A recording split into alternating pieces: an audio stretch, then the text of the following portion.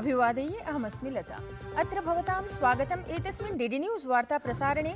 अथ प्रमुखाः वार्ताः।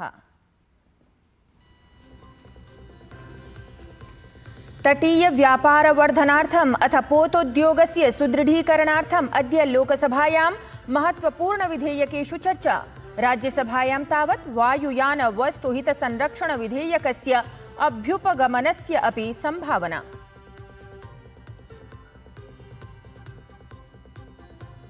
न्यायाधीशस्य यशवंत वर्मा इत्येतस्य आवासात् धनराशि प्रापणप्रकरणे शीर्षन्यायालये अद्य समाचरेत् वादश्रवणम्।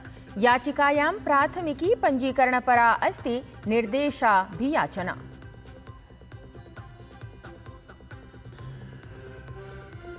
भारतीयसेनायाः समेधते शक्तिः। केन्द्रप्रशासनेन नागप्रक्षेपणी प्रणालेः अथ अल्पभारयुतानां वाहनानां कृते कृतः 2,500 कोटि राशेः अनुबन्धः।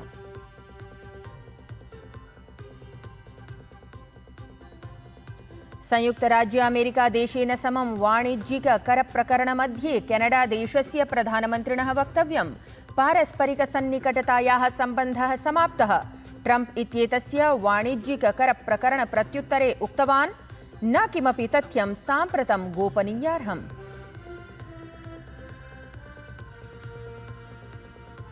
अपि च क्रीडावार्तायां सीनियर एशियन रेसलिंग चैंपियनशिप इति प्रतियोगितायां महिला मल्लक्रीडिकायाः रितिका हुड्डा इत्येतस्याः अद्भुतं प्रदर्शनं। 76 किलोग्राम भारवर्गीयं निर्णायकचक्रं प्राप्तवती। स्वर्णपदकार्जनाय किर्गिस्तान देशस्य मल्लक्रीडिकया समं भविष्यति सामुख्यम्। साम्प्रतं वार्ताः विस्तरेण।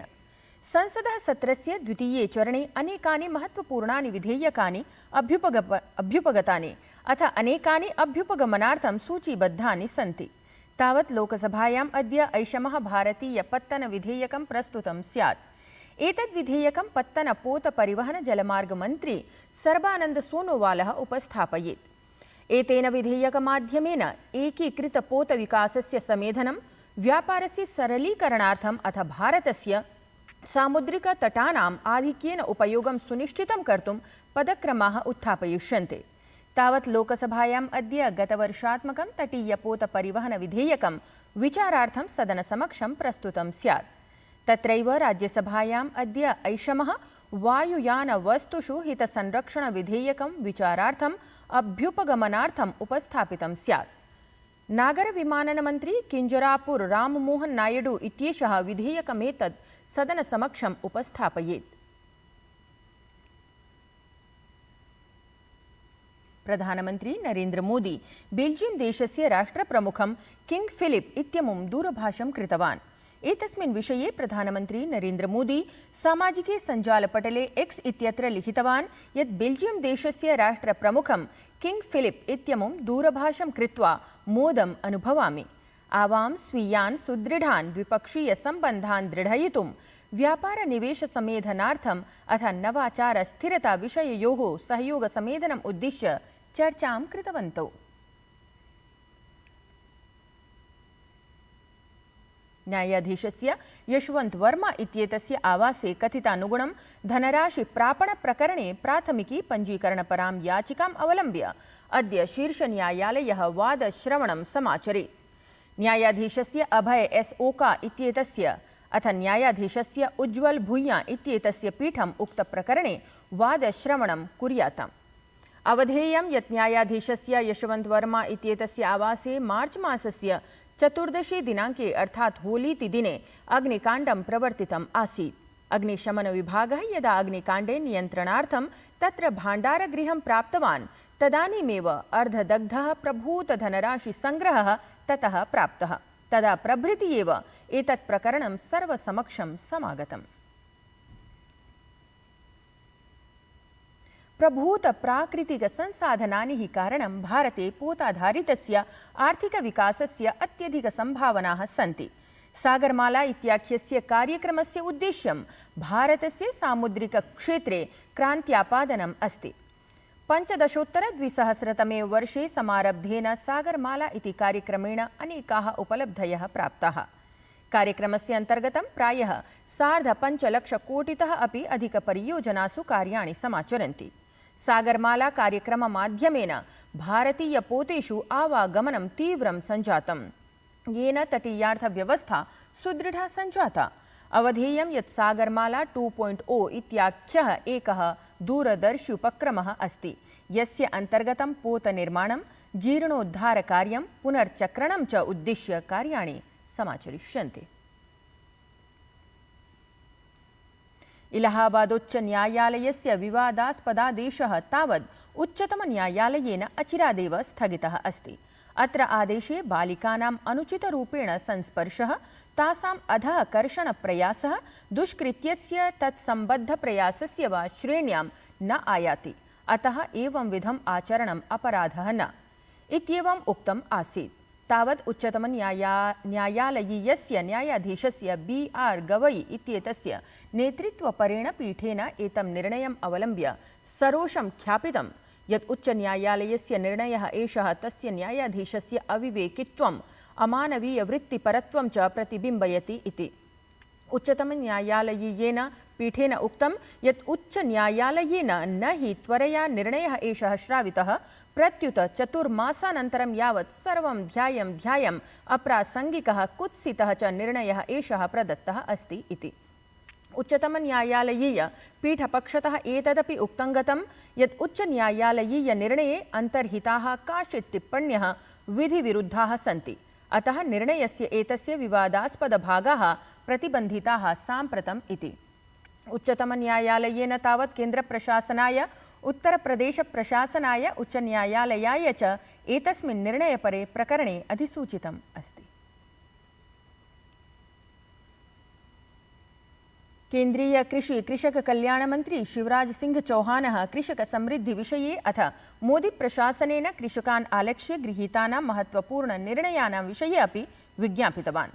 तेन ख्यापितं यत् नरेन्द्र मोदी नेतृत्वयुतं राष्ट्रिय जनतान्त्रिक संघटन प्रशासनं कृषि कृषक कल्याणार्थं हि संपूर्णतः समर्पितम् अस्ति इति। तुअर, मसूर और उड़द के ठीक दाम किसानों को मिल सके, इसके लिए वो प्रभावी और पारदर्शी इन फसलों की खरीद की व्यवस्था करे।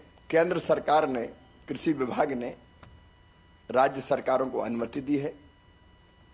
तुअर की खरीदी का काम चल रहा है। आंध्र प्रदेश, गुजरात, कर्नाटक, महाराष्ट्र, तेलंगाना में मैफेड और NCCF के माध्यम से MSP पर खरीद जारी है। मेरी अपील है इस योजना का ठीक क्रियान्वयन राज्य करे। दिल्ल्युच्चन्यायालयेन आपदलीयायाः नेत्र्याः दिल्ल्याः पूर्वत्र मुख्यमन्त्रिपदासीनायाः च आतिशी इत्येतस्याः विरुद्धं विधानसभा निर्वाचनानुष्ठानकाले कथितभ्रष्टाचाराधारेण तदीय निर्वाचनम् असङ्गतम् इत्येवं ख्यानपरा याचिका अधिसूचिता अस्ति। न्यायमूर्तिपदासीना ज्योति सिंह इत्यसौ निर्वाचनायोगाय, दिल्ल्यारक्षिबलाय, कालकाजी विधानसभा क्षेत्रस्य निर्वाचनाधिकारिणे च एतत्सम्बद्धाम् अधिसूचनां विज्ञापितवती। ज्ञातव्यमस्ति यत् आतिशी इत्येतया विधानसभा निर्वाचने विजयः अवाप्तः आसीत् इति। तावत् दिल्ल्युच्चन्यायालयेन एतत् प्रकरणं समालक्ष्य अग्रिमविचारार्थं जुलै मासस्य 30 दिनाङ्कः निर्धारितः अस्ति। भारतीय सेनायाः शक्तिः अनवरतं समेधमाना अस्ति। एतस्मिन्नेव क्रमे केन्द्रप्रशासनेन नागप्रक्षेपणी प्रणालेः अथ अल्पभारयुतानां वाहनानां कृते 250 कोटिराशेः अनुबन्धः कृतः अस्ति। एतदर्थम् armed vehicle corporation limited, force Motors limited, Mahindra and Mahindra limited इत्येवं विधाः समवायाः हस्ताक्षरं विहितवन्तः सन्ति। एतस्मिन् अवसरविशेषे रक्षासचिवः राजेशकुमारसिंहः उपस्थितः आसीत्।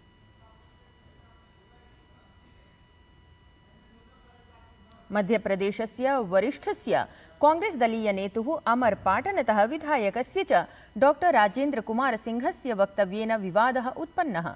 कांग्रेस दलीयः विधायकः वस्तुतः धार्मिकरूपेण महनीयान् साधु सत्पुरुषान् आश्रित्य विवादमूलकं वक्तव्यं विहितवान्।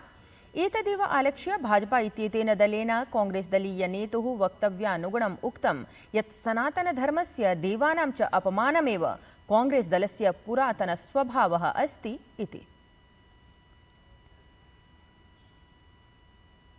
उत्तर प्रदेशस्य मुख्यमंत्री योगी आदित्यनाथः कांग्रेस दलम् अथ समाजवादी दलं भृशम् आक्षिप्तवान्। मुख्यमन्त्रिणा उक्तं यत् अयोध्यायां यदा भगवतः श्रीरामस्य बालविग्रहस्य प्रतिष्ठा जायमाना आसीत् तदा कांग्रेस दलस्य समाजवादी दलस्य च नेतृषु भावशून्यता आसीत् इति। श्रीलङ्कादेशस्य कोलंबो नगरे स्वामी विवेकानंद सांस्कृतिक केन्द्रे रामायण सम्मेलनस्य आयोजनं सम्पन्नम्। बीकानेर गुजरात विश्वविद्यालययोः कुलपतिभ्यां सह रामायण विशेषज्ञजनैः तत्र दृश्यश्रव्यतन्त्रीय समुपवेशनमाध्यमेन सम्मेलनम् एतत् सम्बोधितम्। भारत श्रीलंका देशयोः धार्मिक नेतारः तावत् अत्र भगवतः श्रीरामस्य वैश्विक प्रभाव विषये विशिष्य चर्चितवन्तः। अथ देशान्तर संस्कृतीनां निरूपणं विधाय श्रीरामस्य व्यापकतां साधितवन्तः। तावदेतस्मिन् अवसरे रामायणस्य श्रीलङ्कादेशगतं महत्त्वं प्रकाशितम् अभवत्, यत्र सीता, एलिया, मनावरी मन्दिर, भुवनेश्वर मन्दिर इत्यादीनां प्रमुखस्थलानां प्रतिपादनं जातं, यत्र भगवता रामेण शिवलिङ्गस्य स्थापना विहिता आसीत्। विदेशवार्तायां संयुक्तराज्यामेरिकादेशेन समं वाणिज्यिककरप्रकरणमध्ये केनडादेशस्य प्रधानमन्त्रिणः मार्क कार्नी इत्येतस्य बृहत्तमं वक्तव्यं समागतम्। सः उक्तवान् यत् पारस्परिकसन्निकटतायाः सम्बन्धः समाप्तः। साम्प्रतं ट्रम्प इत्येतस्य वाणिज्यिककरप्रकरणप्रत्युत्तरे उक्तवान् एतद् न किमपि तथ्यं साम्प्रतं गोपनीयार्हम्। खेलवार्तायाम् इंडियन प्रीमियर लीग इत्यत्र ह्यः लखनऊ सुपर जायंट्स इत्येतेन दलेन सनराइजर्स हैदराबाद इत्येतत् दलं 5 स्तोभरक्षापुरस्सरं पराजितम्। लखनऊ सुपर जायंट्स इत्येतेन दलेन पूर्वं वेल्लकेन क्रीडता 90+100 धावनाङ्काः अर्जिताः। यदीय प्रत्युत्तरे लखनऊ सुपर जायंट्स इत्येतेन दलेन 17 कन्दुकक्षेपचक्रे एव 5 स्तोभहानिपूर्वकं 93+100 धावनाङ्कान् समर्ज्य 5 स्तोभरक्षापुरस्सरं विजयः अधिगतः। एतद्वार्ता संस्करणम् अधुना सम्पद्यते। अभिनववार्ताभिः सह पुनः उपस्थास्यामः। तावत् मङ्गलं भूयात्।